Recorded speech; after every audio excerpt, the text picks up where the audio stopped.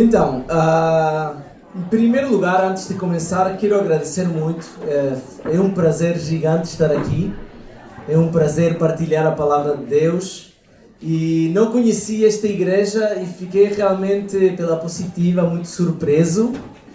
Obrigado, pastor, pelo seu trabalho. Obrigado, pastor, por também abrir as portas para que nós possamos vir e hoje esteja a falar. É incrível, não somente as instalações, que são de facto incríveis. Eu falava com um amigo meu ontem.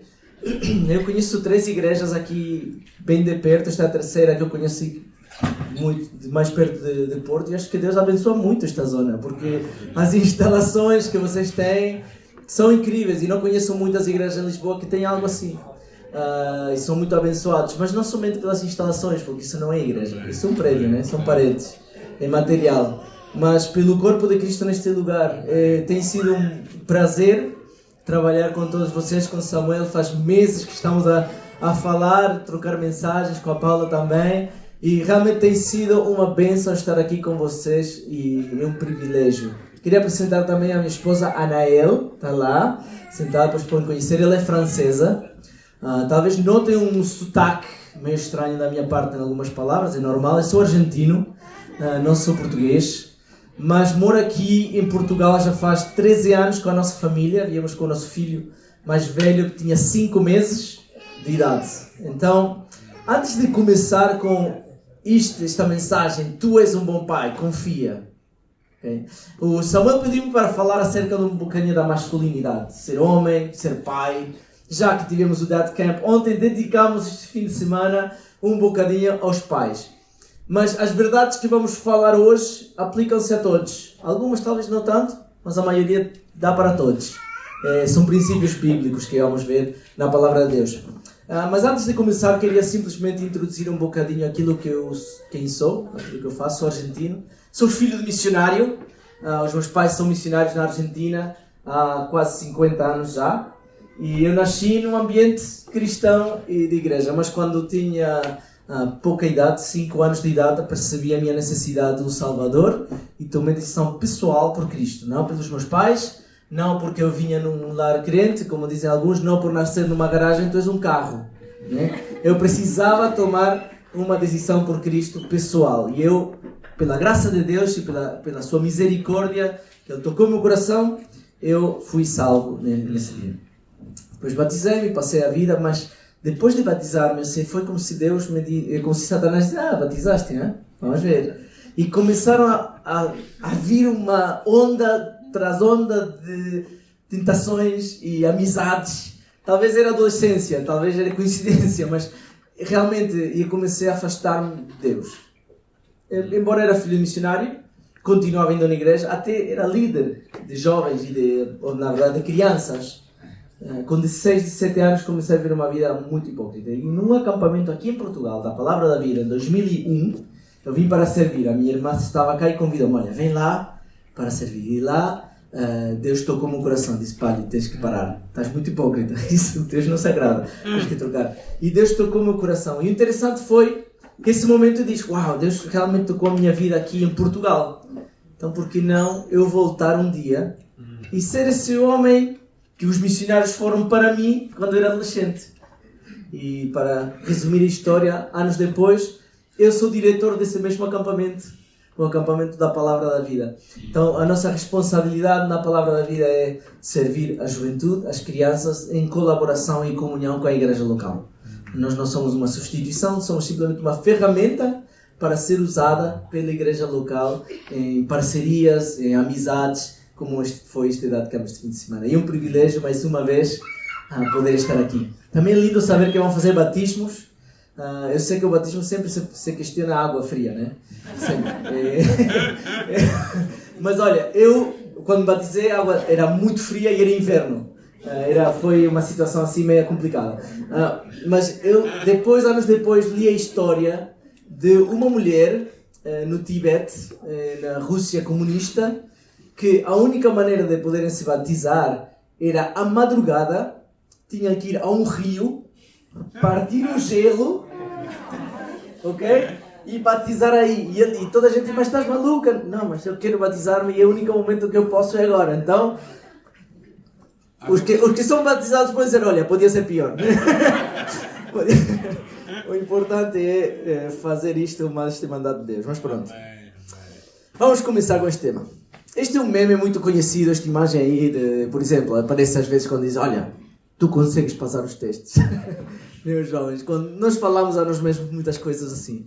Esta mensagem não é automotivacional, não é? Eu não sou desse tipo de pregador, mas vão perceber porque é importante começar desta maneira. Porque acredito que todos os pais, os homens, querem ser bons pais. Ok, talvez não és pai, queres ser boa pessoa, né?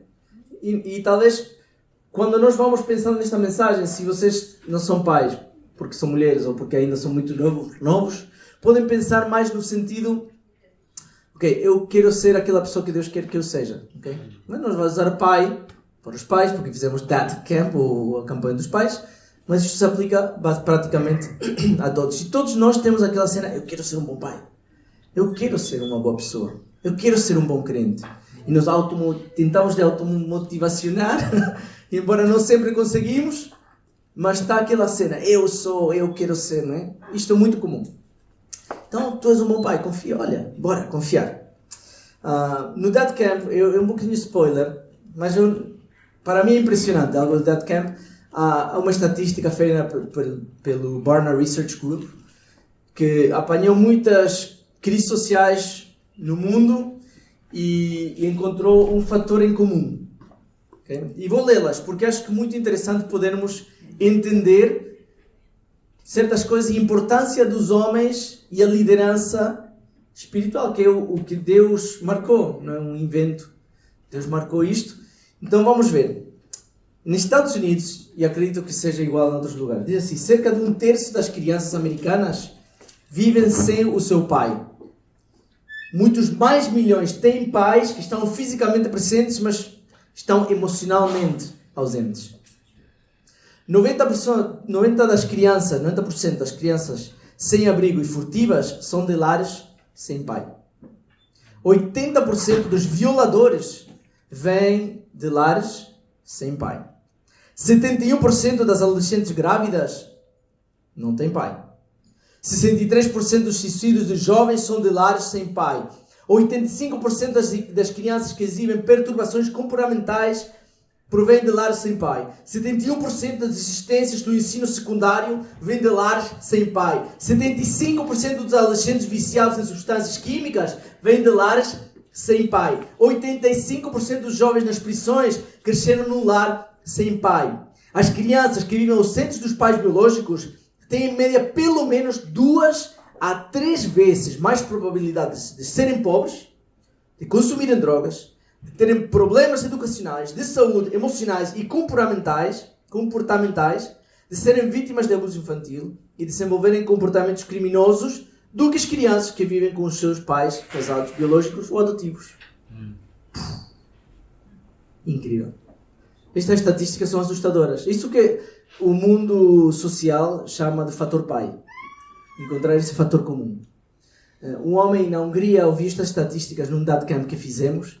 E ele fazia ministério nas prisões, ia evangelizar nas prisões. E lá, ele se lembrou esta estatística. Disse, vou ver se é verdade. Foi lá, uma sala com 30 presos, né? E perguntou, quem daqui pode dizer que tem um bom relacionamento com o pai? Levantou a mão. Agora, estas estatísticas não são para atacar as mulheres ou as mães que por algum motivo ficaram sozinhas, seja por morte, divórcio, abusos, seja o que for. Não é um ataque contra as mulheres a dizer, estás a ver, o homem é mais forte. Vocês precisam dos homens. Não é essa a motivação, nem o que esta estatística está a dizer. Mas mostra claramente que deste um plano perfeito. E quando o plano perfeito de Deus não está a ser aplicado, as coisas falham. Não podemos ter satisfação, não podemos ter as coisas certas quando não fazemos a vontade de Deus.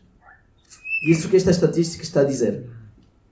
Sabemos que um homem forte faz que uma família seja forte. Uma família forte faz com que uma comunidade seja forte. Uma comunidade pode fazer que uma cidade seja forte, um país seja forte. E pronto, e é por isso que nós fazemos o ministério idade de campo, por exemplo. No mundo atual, o que é ser um homem de verdade? É difícil, não é? Se eu falar, tem que ser um homem de verdade. Está complicado hoje em dia, não é? Está complicado chegar a uma definição. Até agora já nem se sabe o que é mulher ou o que é homem. Está difícil.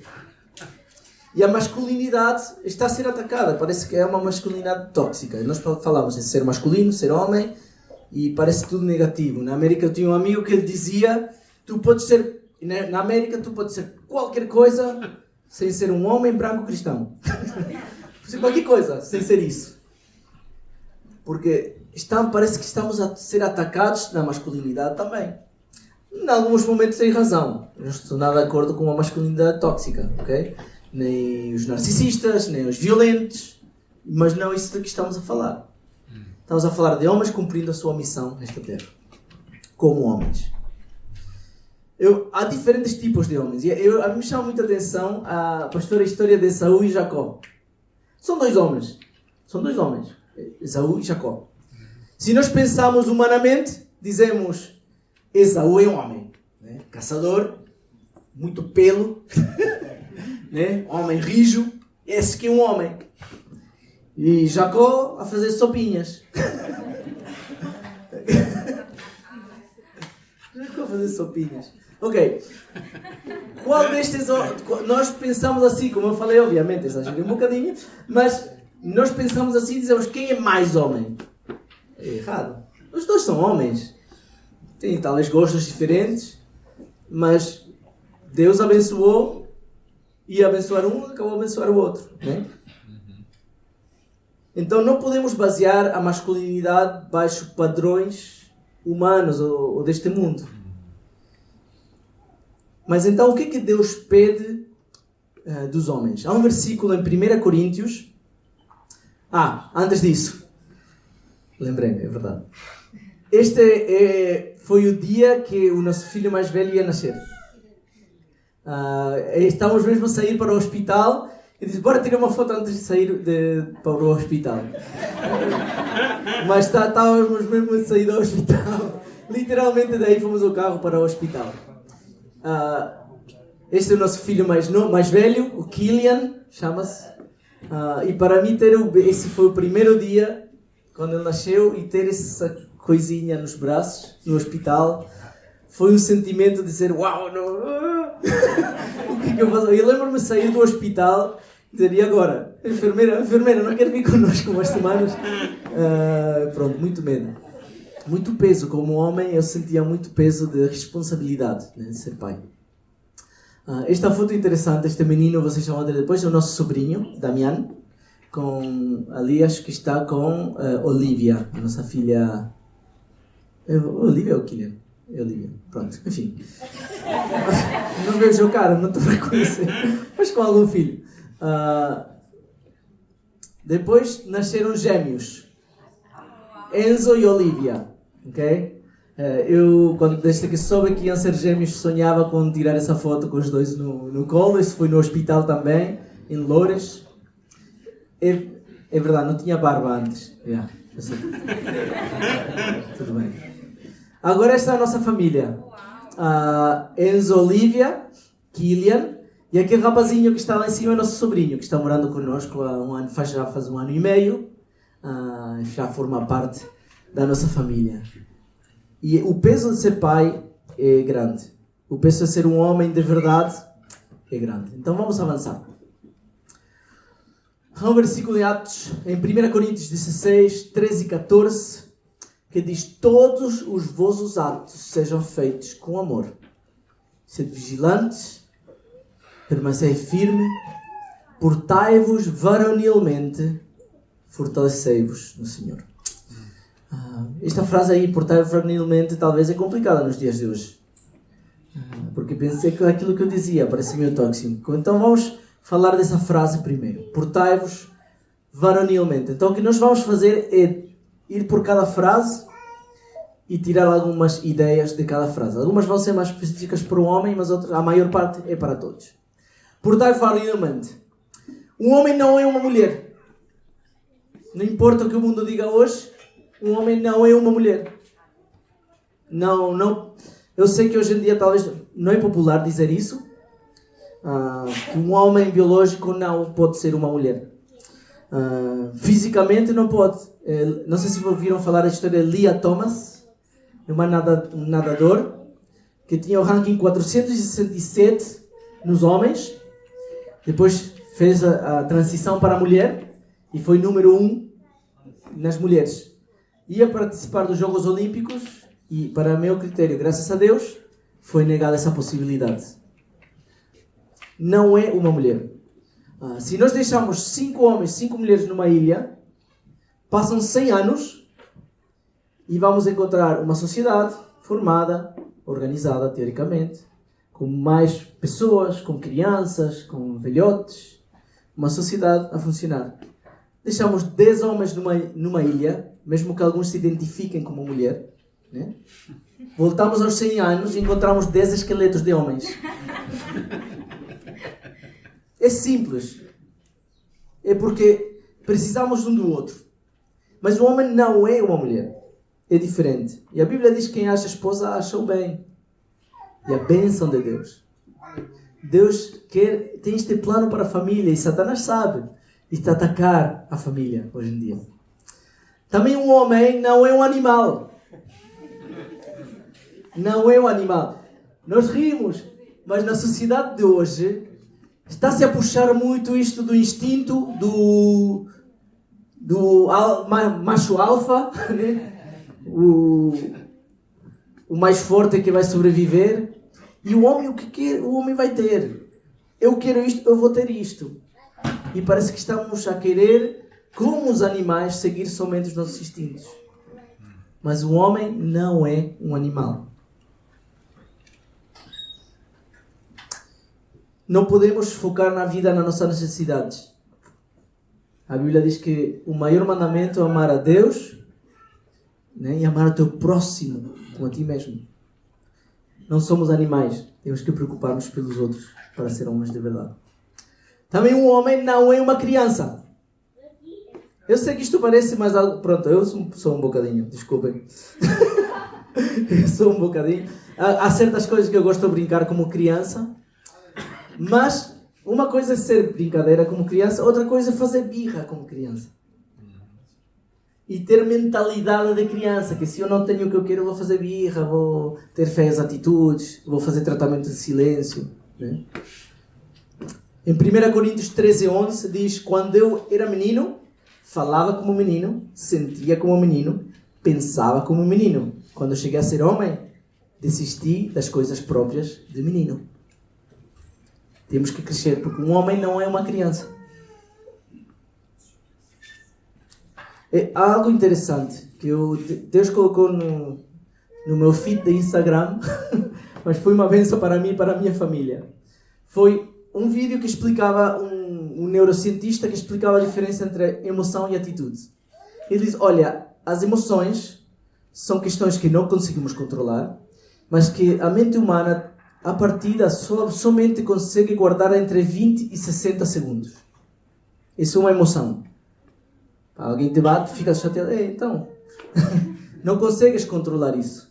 Recebes um presente, eu vou feliz.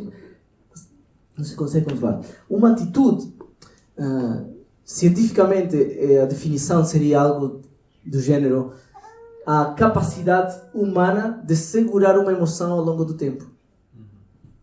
Isso é atitude. Por isso que dizem, olha, tens que ter uma boa atitude. Ou seja, tens que manter uma emoção positiva ou de felicidade ao longo do tempo. E eu vejo, eu tenho filhos e às vezes para eles é muito difícil mudar de atitude por causa das emoções. Mas nós como homens não podemos ficar presos a emoções negativas que vão ser tóxicas. Porque nós somos crianças. Temos que mudar a nossa mentalidade. Outra, o homem não é um super-herói. Nós gostávamos de ser. Eu gostava de voar, mas pronto, não tive essa capacidade ainda. Há dos mais fortes, os homens que se acham mais fortes, todos lutamos. Temos fraqueza. E quão difícil é para um homem poder ter vulnerabilidade, aceitar os seus erros, aceitar as falhas e buscar ajuda. Homens, não somos super-heróis. precisamos de ajuda e colaboração. Isto é basicamente inevitável. O homem não é um super-herói. Em Tiago 3,2 diz: porque todos tropeçamos em muitas coisas. Se alguém não tropeça no falar, porque está a falar da língua nesse contexto, é perfeito varão, capaz de refrear também todo o corpo. Ele está a dizer, olha, ninguém é perfeito. Ninguém é um super-herói da fé. Todos precisamos de ajuda. Então, portar-se varonilmente é entender que nós não somos uma mulher, somos diferentes, que não somos um animal, somos homens, não somos uma criança, temos que crescer, e não somos um super-herói, precisamos de ajuda. Vamos a outra frase. Eu sei que não fui em ordem, é de propósito. Também não faz mal. Não fui em ordem. Mas pronto, eu gostei da ordem aleatória que eu peguei. Espero que não se incomodem muito. A segunda frase, sede vigilantes. Sede vigilantes. Aqui, os próximos pontos eu vou dividir em 3. Em primeiro lugar, vou falar do mau exemplo bíblico. Depois vou falar de como Satanás nos quer atacar nesta área. E depois o exemplo de Jesus para nós. Okay? Então, sede vigilantes. Para mim, um exemplo de não ser vigilante, ou seja, um mau exemplo de ser vigilante, é Esaú. Eu falei um bocadinho antes. Você lembra a história de Esaú? Ele era caçador. Ele ia receber uma bênção de Deus muito grande, de parte do pai Isaac. E ele veio de caçar.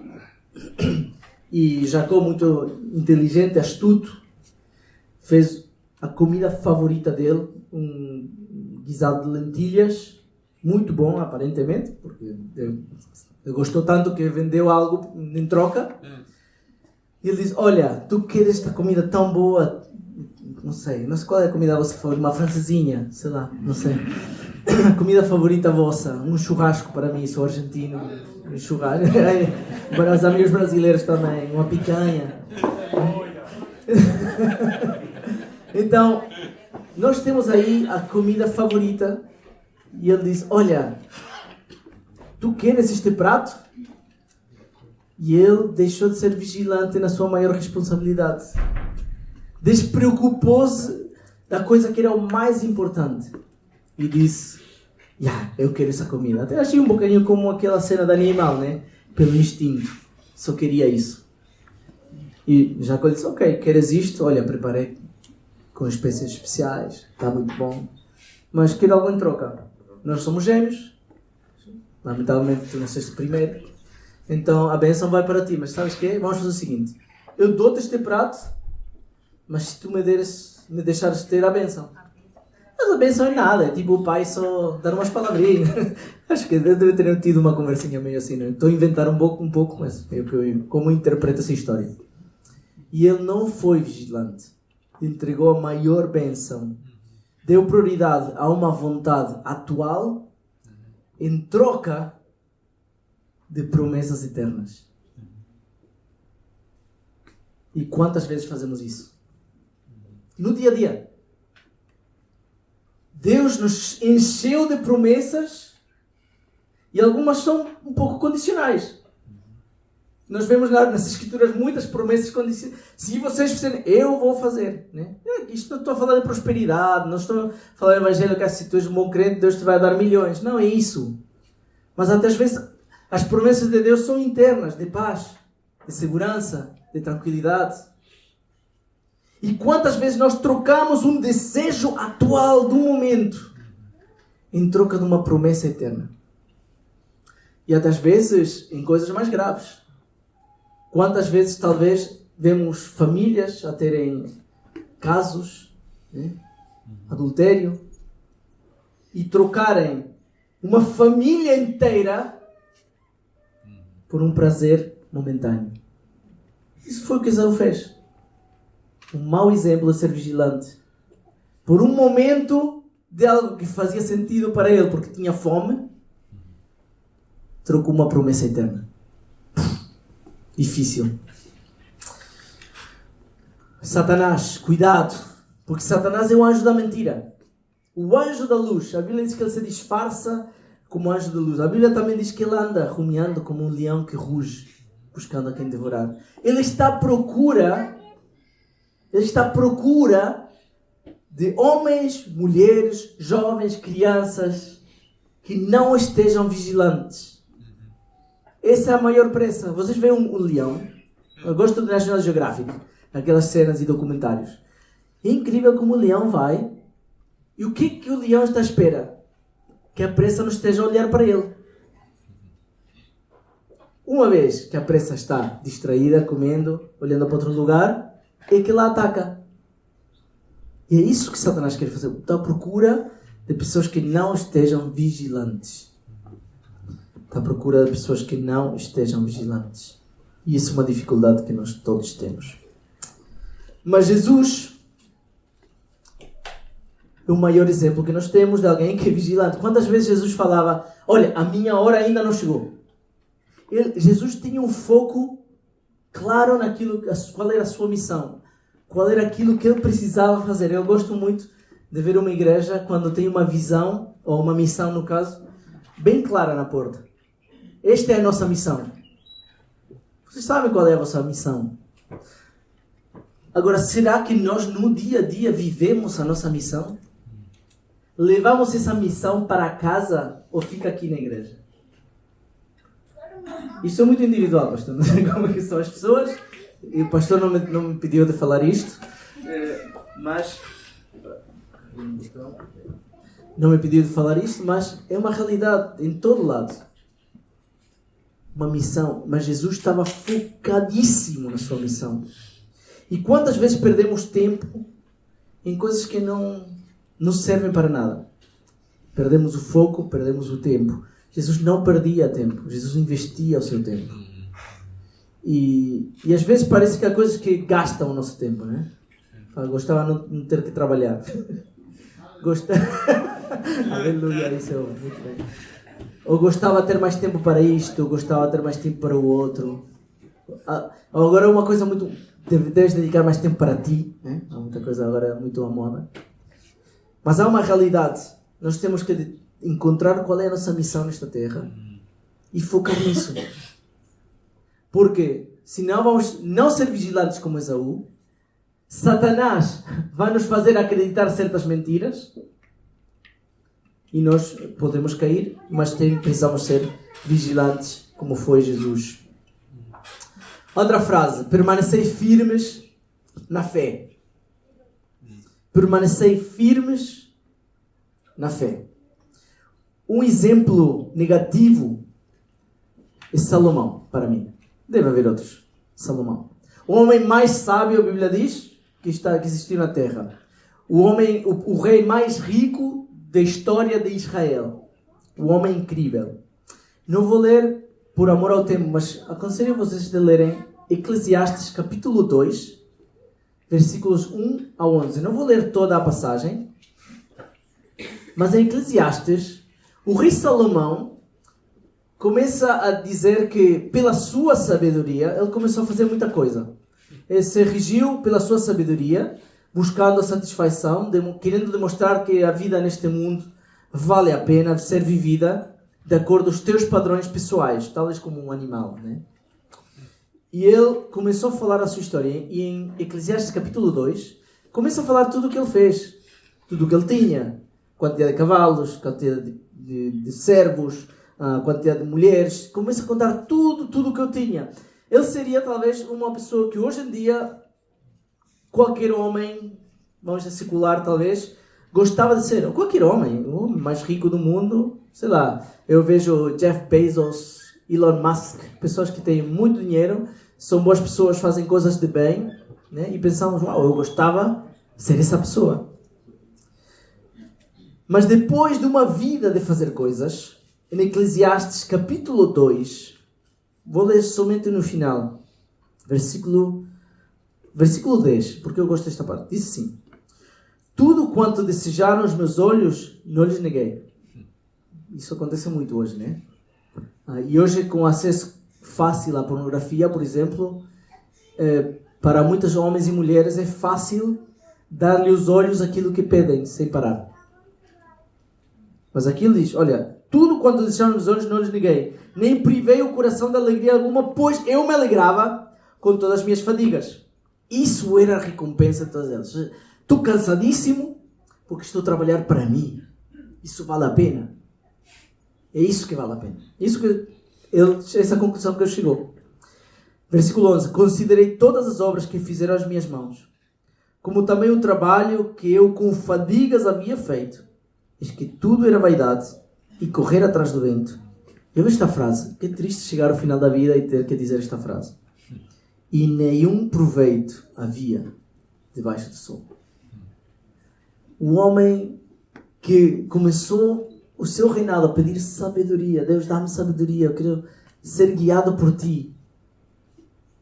Acabou se desviando dessa sabedoria. Passou a vida a dizer: fiz tanta coisa e não valeu a pena. Como é que está a nossa vida nesse aspecto? Será que nós permanecemos na comunhão diária com Deus? Somos ou nos deixamos guiar pelo Espírito Santo cada dia? Vamos à palavra de Deus regularmente para buscar sabedoria? Ou não, eu já sei. O pastor não vai dizer o que eu preciso, eu sei o que eu preciso. A Bíblia não é quem me vai guiar, eu sei o que a minha família necessita. Satanás, eu acredito que ele busca desculpas, justificar. Na verdade, olha, tu sabes, não te preocupes, tu tens razão. E cria justificações na nossa mente. Olha, isto é que faz sentido. Em 1 Samuel capítulo 15, vou lá rapidinho. Em 1 Samuel capítulo 15,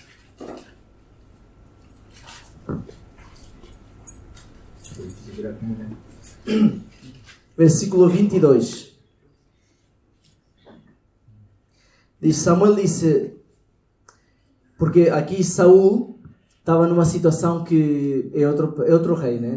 Não foi Salomão, mas Saul estava numa situação que não chegava Samuel e o rei não podia fazer sacrifício a Deus nessa altura. Estamos a falar de Israel, né? Mas ele fez aquilo que ele quis porque a guerra está pronta e desobedeceu completamente a Deus por medo e não permaneceu naquilo que ele sabia que tinha de fazer. Mas vê lá o que diz aqui no versículo 22. Samuel disse: tem porventura, Senhor, tanto prazer em holocaustos e sacrifícios quanto que obedeça a palavra? Eis que obedecer é melhor que sacrificar, e atender é melhor que a gordura dos carneiros. Mas Satanás parece que nos diz: não, o importante não é obedecer a Deus. O importante é te sacrificares por Deus. Olha, faz alguns sacrifícios e é suficiente. Mas Deus o que mais quer é a nossa obediência. Deus o que mais quer é a nossa obediência. E Deus pode perdoar, mas as consequências ficam, lamentavelmente. Jesus era claro, de volta vou falar isso, era claro nas suas prioridades. João 6,38 diz: porque eu desci do céu não para fazer a minha própria vontade, e sim a vontade daquele que me enviou. Essa era a fé que Jesus nos mostrou. Precisamos de ser claros na nossa visão. Nós falamos isso ontem com os pais. Nós precisamos ser claros na nossa visão, na nossa vida, onde queremos chegar, para permanecer firmes na fé que Deus nos deu. Quarto, fortalecei-vos no Senhor. Quando eu penso em força ou em fortalecimento, qual é a personagem? Digam lá, vocês acham que vão dizer a mesma coisa. Qual é a personagem bíblica, quando eu falo de força, que vem à vossa mente? Sansão, exatamente. Mas eu vejo Sansão como um mau exemplo. Ok, Sansão era forte ou não era forte? Era forte? Era forte. Mas era forte? Fisicamente. Ok, então todos concordam comigo, ainda bem. Não me sinto sozinho. Podemos dizer que era forte ou era fraco? Depende do ponto de vista. Era muito forte, fez coisas, era tipo super-herói, né? A Bíblia nos mostra coisas que ele fez que mais ninguém conseguiria fazer. E a força era dada por Deus, pelo Espírito Santo. Tanto que quando ele desobedeceu, e tirou essa marca do cabelo comprido, que mostrava a confiança que ele tinha no Espírito Santo, Deus diz, ok, ficou eu com a força essa que eu te dei, não é tua. E ele foi esse tipo de pessoa também um bocadinho como animal, né? Que foi, eu gosto dessa mulher, eu quero. Foi mesmo assim, não queria saber de nada mais do que os seus desejos e as suas vontadinhas.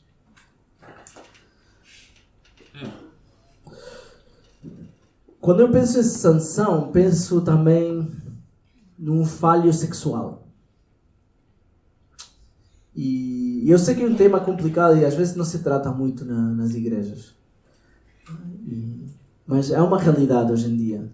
Hoje em dia há uma facilidade de acesso a impurezas muito grande. Qualquer um tem acesso a qualquer coisa, hoje em dia. Eu trabalho com muitos jovens e eu sei a realidade de como o telemóvel, redes sociais, pornografia tem afetado a vida de jovens, rapazes. A minha esposa também trabalhou com meninas que sofrem pelo mesmo, homens. Eu passei por isso na minha juventude. Eu passei por muito tempo de vício na pornografia. E eu penso em Sansão como alguém que tem um histórico sexual que afetou o relacionamento com Deus. E nós? Será que como Sansão pensamos, eu não sou forte, sou fraco? Eu pensava que era forte e eu mostro a gente que eu sou forte. Mas na verdade eu sei que eu sou fraco. Não consigo. É importante começar a falar destes assuntos. E ajudarem-se entre todos. Estamos todos na mesma guerra. Estamos todos na mesma luta. Como lidamos com o aspecto que Deus sabe tudo? Sansão não queria saber da omnisciência de Deus, da onipresença de Deus. Como é que nós lidamos com isso?